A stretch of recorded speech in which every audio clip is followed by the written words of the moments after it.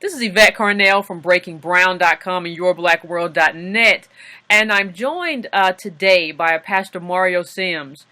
And the way I came in contact with him, something I saw on TV, I saw a news article that was very disturbing about a young man, Deshaun Franklin, and we're talking about South Bend, Indiana. And he was pulled out of his bed by the police. He was detained by the police. He was punched. He was attacked by the police from the news article that I saw. And he did what the Franklin family did what they were supposed to do in terms of they filed a lawsuit against the city for what happened. And the jury did find that their civil rights, that Deshaun Franklin's civil rights had been violated. Okay. But they were awarded $18. So what I want to do right now is I want to talk to Pastor Sims, who is serving as a spiritual advisor to the family, and he knows a lot about that community. He knows a lot about what happens in that community. He knows about the officers in that community. So the one thing that I want to start with, I just want to ask him to tell me what he knows about. Let's just talk to me about what you know about that night in terms of what happened to that young man. Because what I'm saying, he was a high school student at that time, was he not?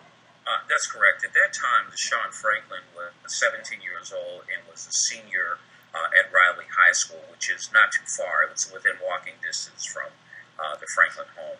And what I'm going to give you, Deshaun gave at a mediation, and I was present at the mediation when he spoke. And when he spoke for the first time, because Deshaun, first you have to understand, he is a 17-year-old, very soft-spoken, has never had any involvement with the criminal justice system, and just really wanted to get through the day, if you will. And I mean, that's the type of mentality he has. He's not flashy. He just wanted to get through school, and that was it. Well, what he said was around 10 o'clock, he picked his sister up from work.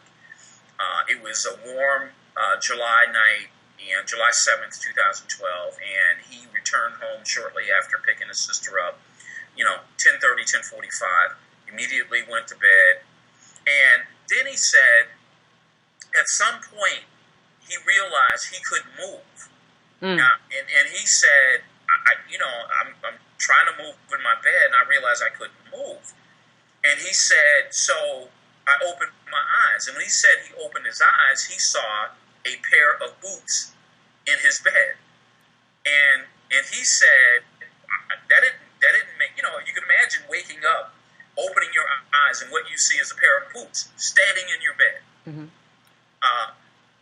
And so he said when he saw the boots, he tried to lift himself up. When he lifted himself up, he says that he was punched 3 times, and he was tased and drug out of the bed, laid face down on his stomach, handcuffed, and taken out. Now, during this time, he's screaming for his mother. But what had happened as a prelude to this happening in the bedroom is 3 white officers, Officer Stuke, Officer Mintz, and Officer Nepper, had come to the Franklin house searching for the older brother, Dan Franklin, who's about 21, 22 years old, who does not live there. But they went there because the girlfriend of Dan Franklin had told her mother that Dan and her had gotten in some kind of altercation. The mother called the police and said Dan has left. I think he's going to his mom's house, and gave that address. On the way to the house, Officer Nepper testified that he saw Dan Franklin walking down the street. Now, why he didn't arrest him then, we don't understand. But this is his testimony at trial. So they then proceeded to the Franklin house. They had called a dog, a canine unit. And the canine unit, according to them, went to the Franklin house, or went to the back of the Franklin house, but never alerted on the actual Franklin, the front door. Now, it's interesting to note here that Dan Franklin was on the porch next door, doing everything I'm getting ready to tell you that happened. I mean, he was next door. Okay, so Officer Stuke, Officer Mintz, and Officer Nepper proceed to the Franklin residence. They beat on the door. this testimony comes from Dan Franklin, who is the father, Dan Sr. They beat on the door. He's an invalid. He's in his 60s. He at that time walked with a cane. Now he's confined to a wheelchair. Because he wasn't mobile, he told his wife to go to the door. This is about 3:10 in the morning, July 7th. She goes to the door. She opens the door, and there are 3 police officers shining a flashlight in her face. They have their guns drawn, pointed at her. They never ask her who's in the house. They never ask her if they have permission to enter. They never present a search warrant. They order her out of the house and tell her not to move, so she's sitting on the porch. They first go into the parents' bedroom of Dan and Vivian. Dan is told to get up. He says, "I can't. I'm an invalid." So they said, "Is your son here?" And he thinks they meant Deshaun. Yeah. They never said Dan. Yeah, they never said his name. Right. And he said his bedroom was right down the hall. They go into the bedroom. They don't turn the light on. They don't identify themselves as police officers. They see Deshaun's, and they see an arm sticking out of the blanket. They say that they assume that whoever's there is playing like they're asleep. Okay? And so what they do is grab the arm. Well, of course, when they grab the arm, that's when Deshaun woke up. That's their testimony. They grabbed the arm. They claim that Deshaun went for their gun, reach for a gun. Okay, so in order to subdue him from reaching for the gun, that's when he was punched 3 times, dropped to the floor, and tased, and drugged out of the house, screaming for his mother. When they get him out to the police car, he's got a taser prong stuck in his side. His mom is got his Riley High School ID, takes it to the officers, and says, "This is Deshaun. I don't know who you're looking. This is Deshaun. He's been in here all night." Well, they decide initially they're now going to arrest Deshaun for resisting arrest and battery on a police officer. I mean, that's like so Kafka-esque that it is just. And I sat at the deposition of Officer Nepper. The Franklin family was represented by Attorney John Omer, who's an African-American attorney who, in fact, had 18 years as a police officer with the Elkhart County Sheriff's Department before he sued that agency for discrimination. So he's aware of police procedure. Mm-hmm. At the deposition, he asked Officer Nepper, "So after you struck Deshaun, what happened?" And he said, "We took him out to the car, and I was going to place him under arrest." And Attorney Omer said, "Why?" And he said, "Well, because he reached for my handgun." In the dark, because didn't you say the room was dark when they entered the room? Apparently, Deshaun was involved in illegal sleeping or something. As black people, when we wake up in our bedrooms, we should immediately drop to our knees and put our hands behind our heads. What makes this so over the top incredible is they say that they're going to arrest Deshaun for those 2 reasons. Okay, then a supervisor comes and he says, "Look, let the kid go, apologize." So they let him go and apologize. Okay. Well, that night is investigated by the Internal Affairs investigator for the South Bend Police.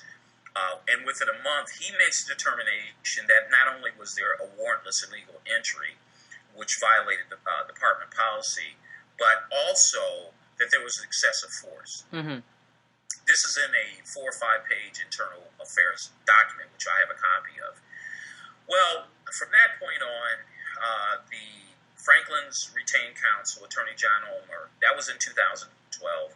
The case eventually found its way to trial in July of 2016, so 4 years. Now, here's what you also need to know, and this is where it's important to have some background. Also in 2012, the white communications director of the South Bend Police Department, in her normal everyday duties, uncovered a taping system that she didn't install. She listened to the tapes and heard 4 white police officers discussing what she determined was unethical conduct or communications, using racial slurs against the then black chief, and also involved in what she considered was criminal activity. She gave those tapes. Where were the tapes? Do we know where the tapes were? Yeah, they were at the police station. Okay.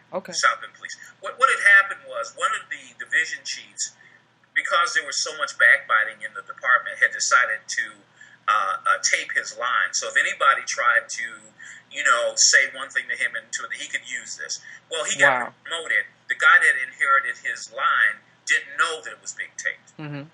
So this went on for almost 2 years. So Karen DePape, who was the director of communication, uncovers this, just going through a normal check of the lines, listens to it, is disturbed by what she heard, goes to Chief Boykin, who was a black chief of police at the time. He listens to some of the communications. He goes to the police, goes to the mayor and said, I think we have a problem here. The mayor says, this is your responsibility. I'll give you the opportunity to quit. Captain Boykin quits. Then he goes, hey, wait a second. I didn't do anything wrong. The taping system had been in place prior to him being chief. I want my job back. So the city says, okay, we'll demote you to captain. And then the mayor goes on television and said the reason that Captain Boykins was demoted was to head off a federal investigation. Well, David Capps, who is the Assistant U.S. Attorney General for this district, said in a letter that I have a copy of that, in fact, he looked into it, talked to Justice Department officials, and did not find that there was a violation of federal law. So, now, the reason this is important is here we are, the Frankens are going to a jury, a 6-person federal jury, 5 white people, there's a black lady from Jamaica. Because they filed a lawsuit based on this. They said that, we're going to file a lawsuit based on this unconstitutional act and act of police brutality. So that's where we are, right? Right. So we're at trial. But here's why I told you about the tapes. Uh-huh. The mayor settled with the 4 officers and one of their wives, who also was heard on the tape, without any mediation, any discovery, which is unheard of in the legal community. You never offer a settlement unless you see what the other side has, right? No discovery, no mediation. He gave them $500,000. Now, think about this, because the attorney for the officer says, and if you saw the interview where I spoke and he spoke, Attorney Pete Augustino, he says, well, there were no damages, and their attorney couldn't prove damages, and this is just bad lawyering. But okay, well, check this out. Wait a second. Those 5 white folks didn't have any damages either. And they got $500,000. And they got $500,000. There were no, because I heard what he said. There were no broken bones. There was no psychological help. Which a lot of black people can't afford anyway. So this idea of using what we can't afford against us is one thing. But you're telling me that these white people who also had no material damages, $500,000. And not only that, I mean, they had insult to injury. Karen DePape said they were involved in criminal activity. So wait a second. And the mayor said, well, I never heard the tapes. Wait a second. You're paying $500,000 for something, our tax money. You don't even know what's on the tapes. I mean, I think anybody would say, okay, look, check this out. Let me listen to the tapes. Let me make a determination as to what you got, and then I'll determine, what's right. They just paid him $500,000. So they just paid him $500,000. Now I wanna take us to once did you learn at the same time that what the jury verdict was and how much it was at that same moment? Did you learn that, or did it take? Did you have to absorb that? I mean, did the jury come out and say, yes, this is unconstitutional, and you say, great, we've won, and then you have to find out later that you won, but you only won $18? No, and I wasn't at the trial, but Attorney Elmer called me and first told me that day that the jury was deliberating, and I said, John, I mean, I think this is great. I think the jury's going to give a substantial award. And then he called me back, and this was about 1 o'clock he called initially, and he called me back at 4. He was in shock.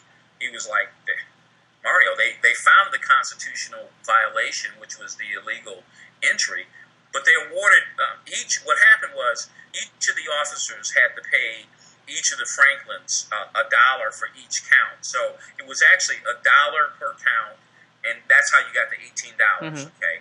But So what they did was the judge asked if they wanted to poll the jury, and they said yes. And what the jury said was that essentially they were concerned because Pete Augustino, the attorney for the defendants, said something like that the police were justified because they were pursuing Dan because he had committed this heinous crime.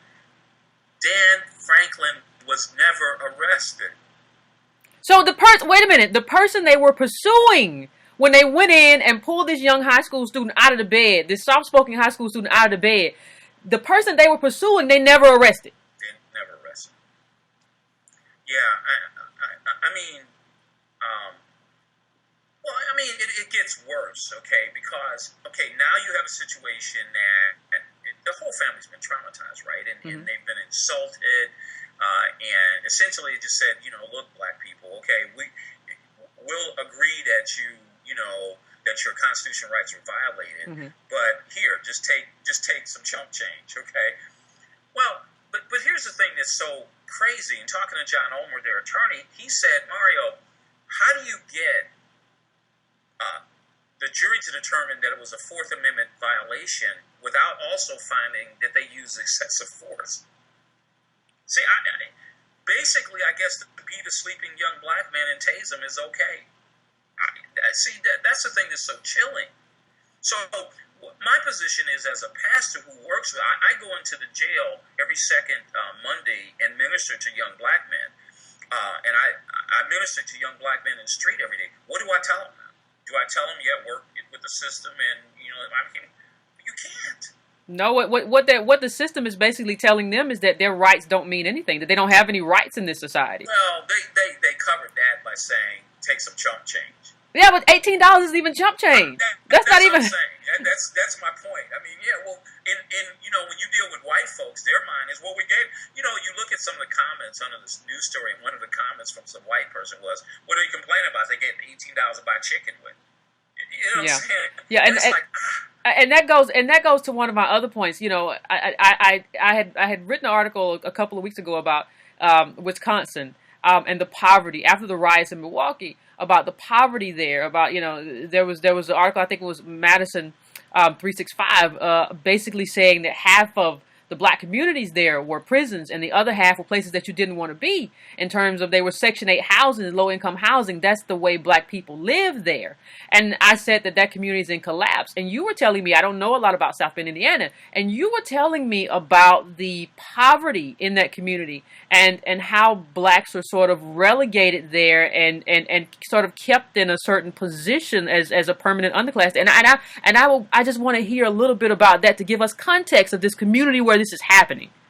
Well, the poverty as of 2014 was listed at 45%. That's staggering. Almost half your black population. Blacks make up about 26% of the population in the city. That is stifling. When you think about half your black population is poverty-stricken. But you also, add in the fact that African American unemployment is double digits here. When Indiana's reporting record low unemployment all over the state at 4, 5, 6%, black unemployment is better than 11, 12%. You look at the fact that there's no meaningful access to government contracts. There's $1.7 billion in public works projects planned, and there's no money set aside to black contractors. The school system is in shambles. In fact, they went backwards by reducing the GPA to 1.6 if you wanted your child to participate in sports. And some black people were so sick that they thought that was a great idea. It's basically institutionalizing the gladiator system. Yeah, well, we don't need you to learn. There's no future for you anyway. So your position here is to be entertainment for white people. Just entertainers. That's it. Yeah, and so you don't need to. You don't even need to have a 1.0 really for that. But let's just 1.6. Just put it there because you don't. That's all you need. You don't even need that. Well, and then you have this mayor. He made a statement a couple months ago that he believed in diversity, and he did a press conference on a Monday that he had hired this African American female from Notre Dame to put together a diversity plan. I mean, like, you can't see that there are no black folks. I mean, in these either high-ranking positions within city government or in the police department, as I'm going to point out.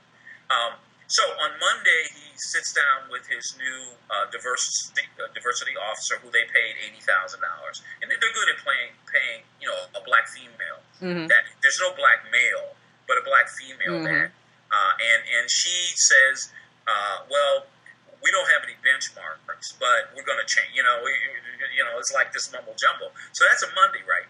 I get a phone call from a white officer who says, you need to come to the police station on Wednesday. They're having a promotion ceremony. So my associate pastor and I go at 9 o'clock, and we sit, and they start off by swearing in 4 white officers. Okay? All right. Okay, I mean, I can understand a young black educated person not wanting to work for this police department. I get having a hard time recruiting. But it's what happened next that was troubling. They promoted 5 white officers to captain. Now, I continually have African-American officers stop me on the street and say, hey, one sergeant has been there 30 years. He's trained every lieutenant, captain, and division chief, but he's not. But he can't get anywhere. Promoted to captain. He can't get promoted. There's a lawsuit filed right now by one of the other sergeants who's been around for over 35 years, who's black. And the word is that if they go to the chief and say, hey, we're upset, why can't you promote us? Then what happens is he gets IA to investigate them, which automatically makes it difficult for you to get a promotion, because now you have this black mark in your file. On your file. Which guarantees you're not going to get promoted. There was a white female officer that left the department and said publicly that she would much rather work for the bad guys on the street than work for the supervisors in there. What they do is, people like these 3 officers, they encourage them to be bad actors. Those are the ones that are promoted. Those are the ones that are retained. I am told by officers that these are called golden boys. They can't do anything wrong. They buy into this essentially apartheid South Africa, system where the police become the arm of racism. Mm-hmm. And that's what they put down here. No elected official says the word. We have a 9-member council. 3 of them are African American, and they are like on shut mouth. They don't say anything. It's sad. It's sad. But I do want to point out something that happened recently. So Monday, 2 weeks after the jury verdict was handed down, I go and check on the Franklins. I had a phone call from the Washington Post. They wanted to talk to Deshaun, so I want to make sure Deshaun talked to the Post. When I got over there was, and I think I sent you a picture of the armadillo that was parked there. The armadillo it used to be like a Brinks truck, and what they did was they painted it black and white and put police, and it's got surveillance capability. It's a passive system. There's no one in it. But what they do is they park it when they have some crime problems. It's parked right in front of the Franklin home. Oh, so they're applying now intimidation sort of tactics. Yes. To someone who they admittedly abused and violated the rights of.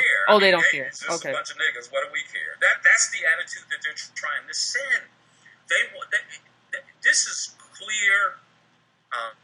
The message they're sending, as they did in South Africa, but they just call them Kafirs. I mean, what they're saying is, we're in control, you have no rights, and if you dare to take it to trial, not only will we give you a couple bucks, but we're going to punish you. When I walked into the Franklin home after taking the picture of that vehicle, it was really heartbreaking, because Vivian, who has arthritis now, could barely walk, was babysitting one of the grandchildren. Deshaun was there.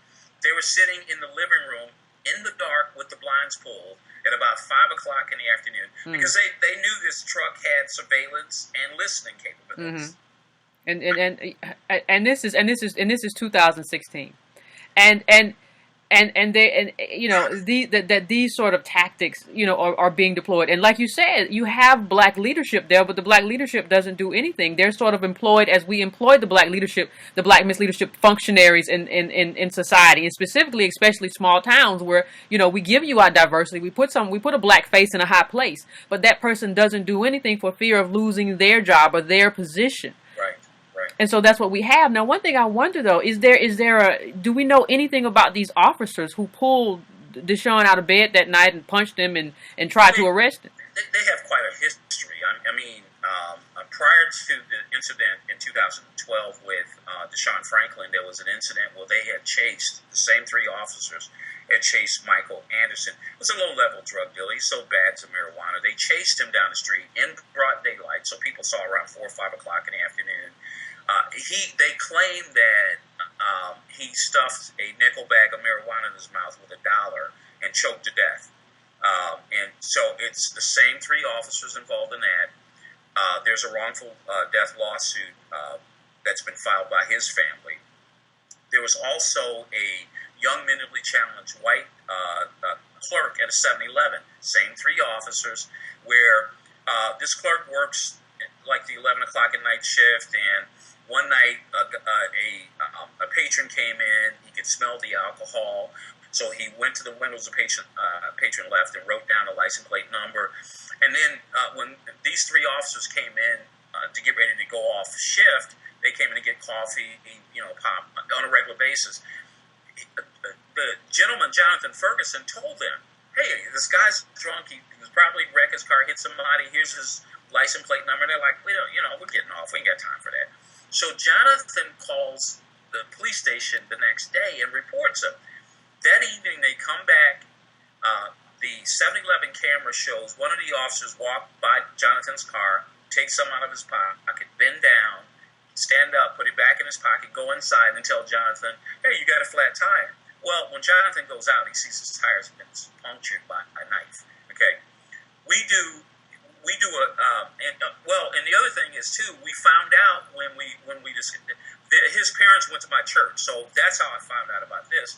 On further and closer investigation, we had found out that prior to that, as a joke, what they did was told Jonathan, "If you take a spoonful of cinnamon here in front of us, we'll give you a gift certificate for $20 to some restaurant." Well, he did, got violently sick, and they never gave him the $20. Okay, but so they had abused this young man. But anyway, so we hold a press conference.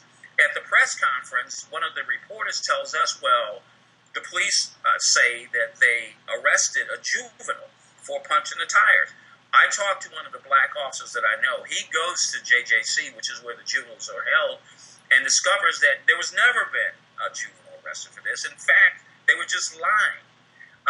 Same three officers. So you got Michael Anderson, wrongful death. You have them involved in Jonathan Ferguson, and now you have, of course, the situation with Deshaun. But it doesn't stop there. There's a picture of Officer Nepper getting into a fight with a guy that he followed to his home and beating him till he's black and blue. He was a golfer, a white guy who was a golfer. The guy's mom came out. She's in her 70s. She has bruises on her arms. That's a lawsuit that's pending also. Now, 2 weeks ago, he just was called out to a nightclub and arrested a black Notre Dame football player, where he said the Notre Dame football player tried to grab his gun in his gun belt. So now you need to understand that that's for incidents. But if you just took the Franklin incident, where they were found guilty of punching Deshaun 3 times, Nepper admits this, and tasing him, there was a black officer by the name of Theo Roberts, who was caught on tape 5 years ago taking a guy to the jail. The guy spit on him while he was in handcuffs, and Theo punched the guy. Theo was not only fired, but he was federally prosecuted. I mean, and it makes no sense. And I'm wondering, in terms of before I want to talk about what happens next. But before I do that, I want to ask what is, to me, one of the if not the most important question right now. How's Deshaun? Deshaun needs more than just pastoral counseling. I really think that he probably needs to talk to someone about what's going on inside his head. His position is he doesn't, he'll say to you, as he said, I think on one of the news segments, that when he goes outside now, he's frightened because he doesn't know if he's going to be targeted again. Then he said something that's pretty haunting. He said, I could have got shot in my bed. Which is true. He's traumatized. Yeah, he's traumatized. Unfortunately, you're dealing with a poor black family. We finally were able to get them to start a GoFundMe and to try and get some money to Deshaun for his education, and also hopefully for some medical treatment. But yeah, it's sad. There's a GoFundMe and there's a Change.org petition, and I'll put the links to all of that. But I want to know, it sounds to me like this entire police department should be disbanded. The federal government has that power to take care of that. They have that power to do that. Like, where do you think, these people did the right thing? This is what they always say to black people. They say, don't riot, don't get upset, go through the justice system, let the wheels of justice work. Well, here's what this family did. The wheels of justice, they let the wheels of justice work. The wheels of justice actually said, yes, your rights were violated. Your rights as an American citizen were violated. And then there's no monetary compensation. So the question becomes, Pastor, where do we go from here? Well, we're not going to let it go. I mean, as I said, I'm 64 years old. So to me, this equates to the Birmingham bus boycott, the Emmett Till story. In fact, instead of one body laying in a casket, you've got as many young black men walking around that are essentially walking around dead in this community. So it's essentially a mass murder of souls, because now the young black men have been shown you amount to nothing. I don't care if you even go to the court. Well, how many of them are going to be able to even get an attorney? But so what we're trying to do, and what I'm spearheading this effort to do, is to call on the Department of Justice to bring criminal charges against these three officers, and the city to fire them, the city to also fire the chief of police, who, he allows this to happen, and we're also calling on the mayor to apologize to the Franklins. Now, you would think that that was really something that would be easy if he wanted to do, but he's refused to do that. Now, so you look at the dynamics of this, and to me, it takes me back to the 60s, where you'd have these egregious violations of black folks' civil rights, and the arrogance. Instead of saying, "Hey, we're really sorry," they're arrogant. They deny that that this was done. Yeah. So our plan, and we had a meeting today, and we're going to.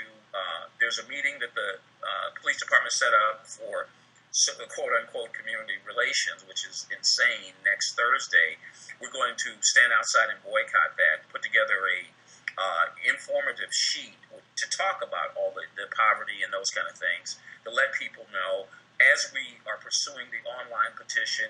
And we're also putting together a personal letter that we'll be drafting to send to the Justice Department asking for criminal investigations. But long term, we've got to run qualified African-American candidates here to replace the mayor and the council.